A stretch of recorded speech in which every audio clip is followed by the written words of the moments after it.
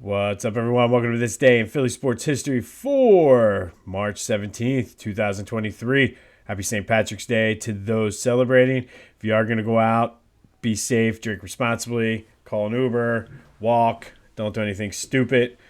There was a point in time in the not so distant past when I would be prepping right now for a day of debauchery.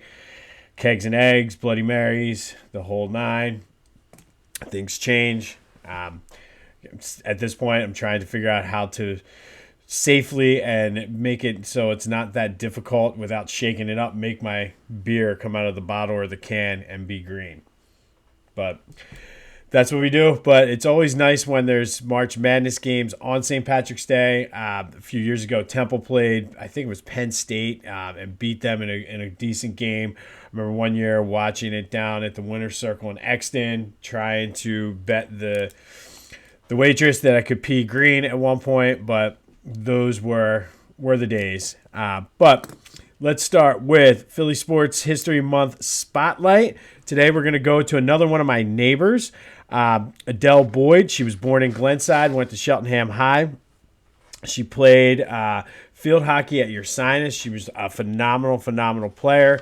Once she graduated from Ursinus, she got a job as a professor, coached their field hockey team, and led them to three straight second place finishes in the AIAW. She finished in the top 10 or 10 top 20 finishes, but just was a phenomenal player. She was on the U.S. national field hockey team where she was the captain from 1963 to 1967. She was on the touring team, the Philadelphia Association team. And then after all that was said and done, she came back home, started coaching at Cheltenham. I forget the subject, but she taught it as well at Cheltenham High. She coached field hockey, basketball, lacrosse. Just an all-around, just phenomenal athlete, a phenomenal coach. She was a charter inductee into the National Field Hockey Hall of Fame. She also, and I thought this was pretty cool, she believed in expanding the horizons of her players, like basically get them out of Cheltenham, get them out of Glenside, out of Montgomery County, even outside of Pennsylvania. She would take them on trips abroad over in Europe. She took a team to New Zealand. Just really cool, giving these girls an experience that maybe sometimes they just wouldn't have. So I thought that was really cool. She passed away in 2018 at the age of 85. But today we salute and spotlight Adele Boyd, one of the best field hockey players to ever do it and had an impact on so many young ladies in this area where I live, the little Montgomery County area. So shout out to you, Miss Adele Boyd. Thank you for everything you've done. All right, quick Eagles update. A lot has gone down since yesterday. Darius Slay has officially signed his extension. Somehow it extended 2 years. He has $23 million guaranteed money. For all intents and purposes, I think that pretty much means he's most likely going to finish out his career here in Philly. No word yet on C.J. Gardner-Johnson. I had to stop following it because it's just Eagles Twitter was just out of control with, oh, he's doing this. He changed his profile. Like, I had to back up. Still not out of the realm of possibility that they bring him back, but nothing as of recording time. Nothing either on the extension of Jalen Hurts. Some quarterback news, though. Gardner Minshew signed with the Colts, which left us with a need for a backup quarterback. The Eagles went out and signed Marcus Mariota. Like 8 years ago, this would have been huge news back when Chip Kelly was here.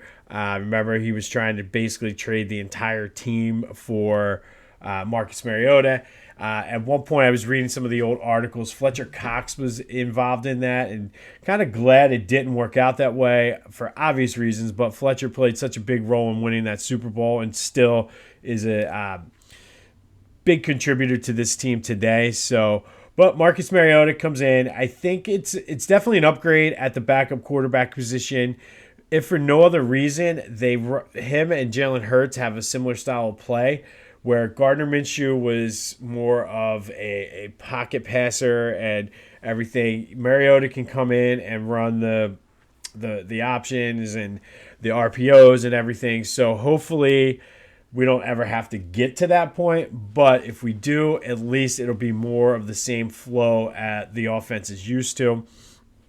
They did sign a cornerback yesterday, Greedy Williams.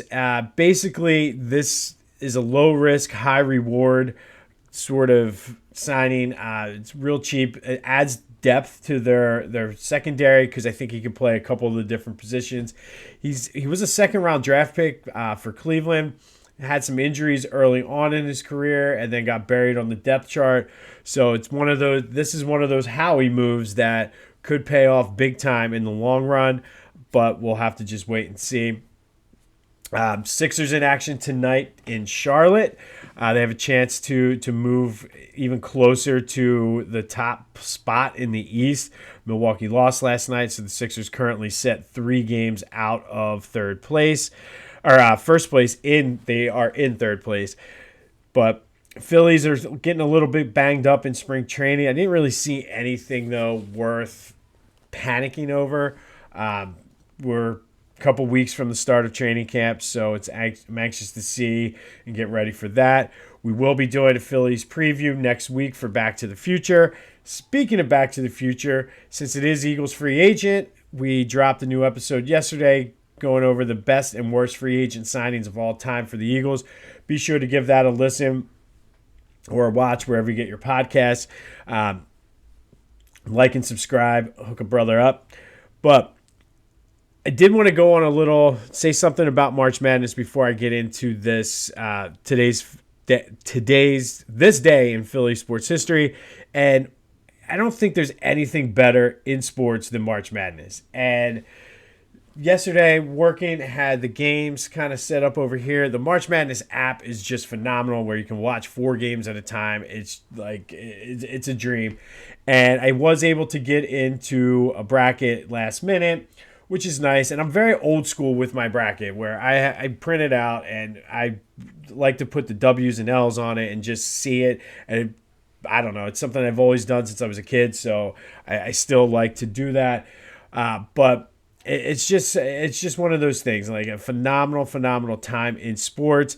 And I know some people are against it, but like the talk of expanding the bracket to even up to 96 teams, man, like the more teams that get in, the more fun it is. And I think the Blue Bloods, the top tier teams, probably don't want that because there's more of a chance for us. But man, the Arizona getting knocked off by Princeton, you had Furman winning. Like it just was good games, and you love to see those little guys knock off the big guys. Although I've been in that spot where I was the big guy getting knocked off. That's not fun either. But just March Madness is incredible. Expand the tournament. Just it's one of. I would love to see something similar for football as well. But more on that as we get to college football seasons. But let's go back to 1995. And on this day, March 17th, 1995, the number 9 and 3rd seed at Villanova Wildcats lost to the Old Dominion 89-81 in triple overtime in the first round of the NCAA tournament. They had high hopes that year as a 3 seed. Kerry Kittles was on that team. He had 22 points in the loss. And everybody thought, oh no, is Kerry coming back? Is he going pro? That was like the big question. Like, did they waste his time here? He eventually did come back. He went pro after his senior year, and he ultimately had a pretty solid career with the Nets and the Clippers. Nothing spectacular. He wasn't a superstar or anything, but a pretty solid role player on those teams. But the big story is just under Steve Lapis. So basically went from Raleigh, Steve Lapis to Jay Wright. And Steve Lapis just never could get them out of the second round. And I like Steve Lapis. I think he's a good announcer. But you could just tell, like, something, he could never get them over the hump. And look back at this tournament run for Nova, and their uniforms were just atrocious. But anyway, on this day, 1995, the number 9 Villanova Wildcats lost to Old Dominion in triple overtime as the 3 seed in the first round.